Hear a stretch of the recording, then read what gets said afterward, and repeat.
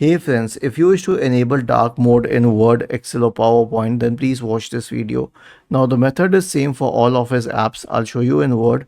You can implement the same on Excel and PowerPoint in the exact same manner. So I am already using the dark mode, but I'll show you what the difference is. Click on File and then go to Account, and then you'll find the Office theme here. So if you change it to, let's say, white, this means it's a light mode.